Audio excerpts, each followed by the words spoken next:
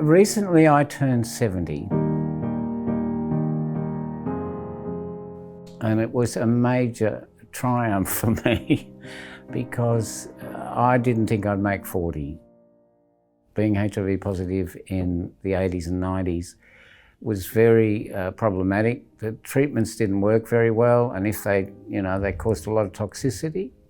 So for me, making 40, I had a big party and I thought, look at this, boys and girls, I'm here, I'm still here. And then I made 50 and that was a bit of a miracle too. But mind you, by then the treatments had improved. So a lot of my peers were starting to survive with me. So I had a few more people at my 50th who were also HIV positive. Then 60 came along, another small miracle, and I had a huge party again. And when I turned 70, I turned on the biggest party. I had 180 people there. I was so pleased, and they were so pleased for me. And all of my family were there, which is incredible. They come from all over the country just to be there for the party. So from my point of view, the fact that I'm 70 is something to be celebrated.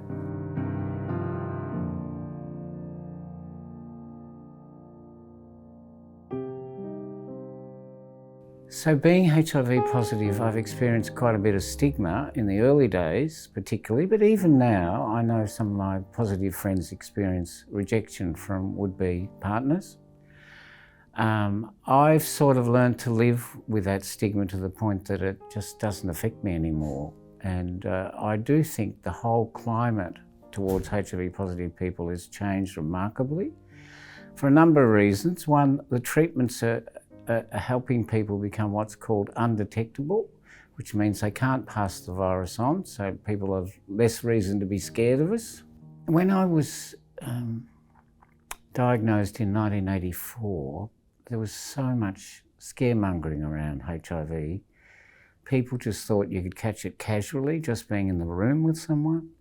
So I experienced multiple rejection, initially from a couple of friends. I have to say, my friends are pretty intelligent by and large, and they educated themselves that you couldn't catch it casually, that they could shake hands or hug me or kiss me. So I did have a very core group of friends that have been with me ever since, and I have to say that's kept me alive. Along with the fact, it took me a long time to build up the courage to tell my family. And it was only, unfortunately, when I got AIDS, the first AIDS-defining illness in 1989, so that's 5 years along, that I had to ring up my mum and my dad and say, I'm sorry, I haven't told you this, I'm HIV positive and I've just developed an AIDS condition. It's pretty devastating for them to hear. They probably guessed because I was starting to lose a bit of weight. But incredibly, and this is really the reason, one of the major reasons I'm still here, they both accepted me. They didn't do what I've seen a number of friends had to experience, which is rejection and saying, well, get out of the house, we don't want anything to do with you, which is pretty shocking to think a family would do that. But my family didn't, and they've been 100% supportive ever since. Their love for me was so sustaining. And I just think you've got to be lucky in life sometimes, and you've got to look at the lucky side of things rather than the tragedy that some people would say HIV represented for them. The fact that I was able to get that love and support from people around me made a big difference. I guess I've known of David for longer than I've known him myself. And I think when thinking about ideas of community and ideas of connection, that idea of knowing of someone that you identify with, knowing of someone who's openly living with HIV is such a privilege. Because I think especially for communities that aren't, biologically intergenerational, so you don't grow up kind of embedded in a community that's passing on its history from one generation to the next. It's so important to have those figures that are, living kind of as openly and as visibly as possible.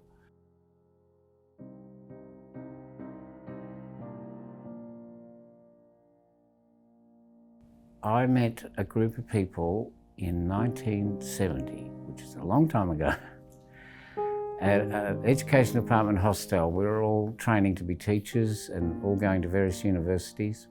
And there would have been 80 people in that place, you know, country boys, often not particularly gay friendly.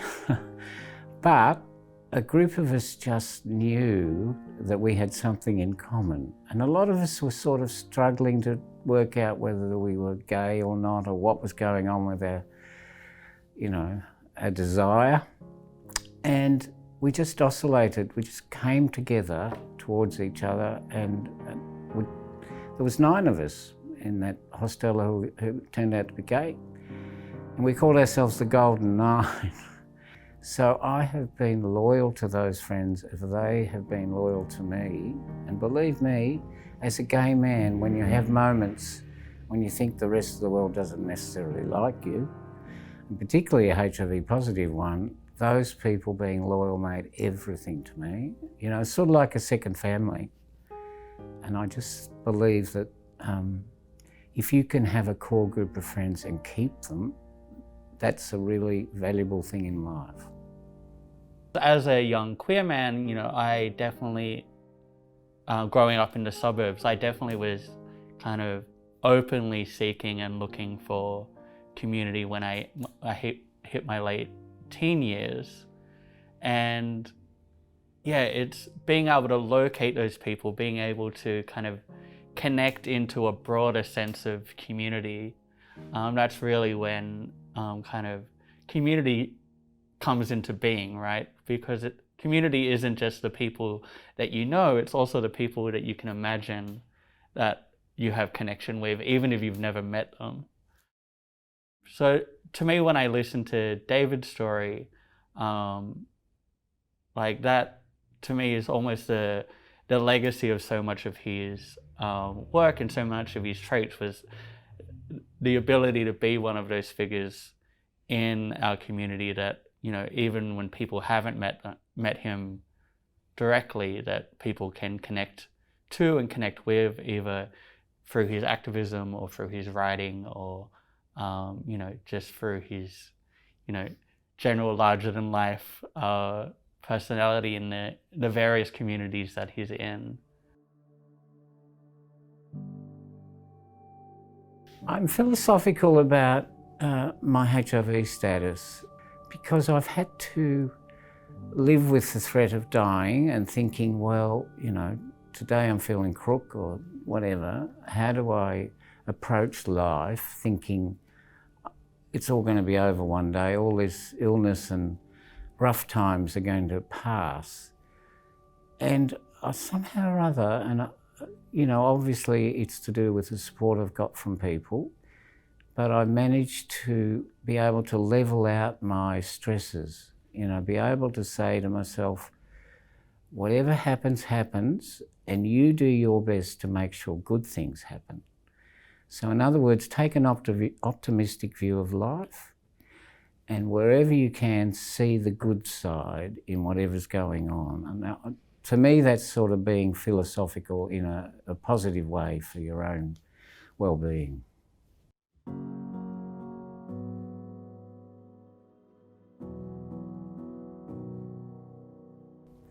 Well, I think to live through 5 AIDS-defining illnesses takes a bit of bravery.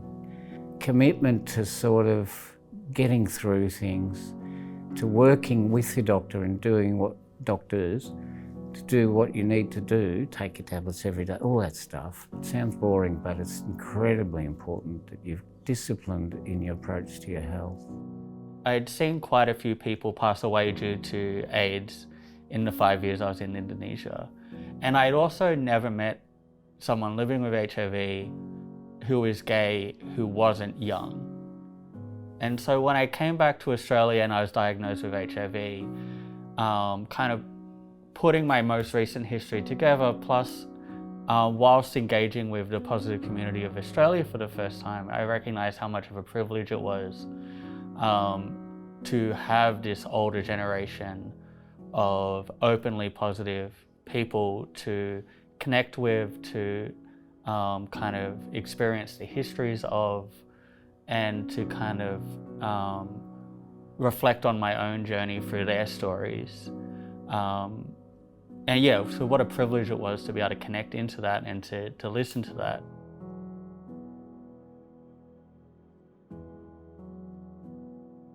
I am compassionate. I do think if you can't see the pain or the bravery or courage or the positive qualities in people around you, you're missing out.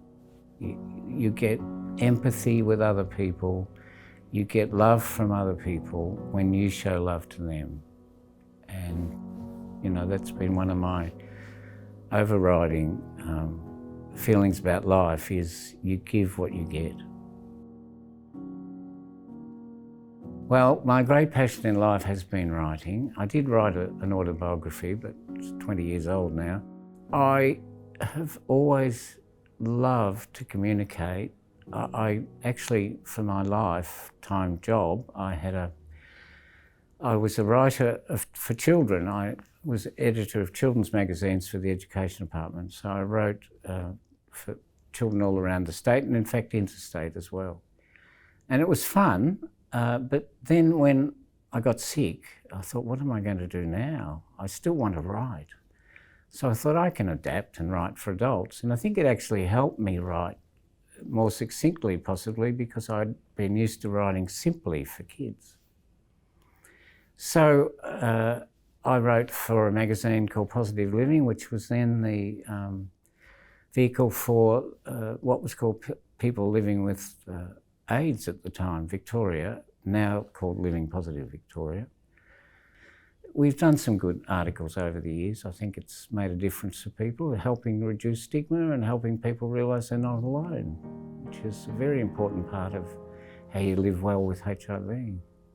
In Australia, you know, because of the amazing work of people like David and, you know, so much of the community that's around, there's, you know, so many stories that everyone can connect to and everyone can kind of draw on and really build up that kind of, not only our personal resilience, but kind of an intergenerational or community resilience that I think is so easy to take for granted when we have it, but is so sorely felt when we don't. It's really one of those things that can really feel invisible at the time, but yeah, it's not until you've kind of been in a context where it doesn't exist that you really do feel its loss. One of the interesting aspects of being HIV positive is that I found I can relate to younger people with HIV because they know you're experiencing something similar. Even though it's a different generation, and some people would argue there's not quite as much stress because obviously people are less likely to die if they take the treatments, and you know, they can have partners if they're on PrEP and all that, and even being undetectable, they probably don't need to take PrEP. That's all good. So I can communicate with people when, you know, we might have a gathering at the Laird for HIV positive people, and I can have some empathy with younger people. But I do find in the broader community there's a lack of empathy for people who are older. And I think that the community generally should just take a broader view of what a person is. They don't have to just see the wrinkles, the age, the disability, walking with a stick, all that stuff. They don't have to turn off just because those things mean nothing when it comes to relating to another human being.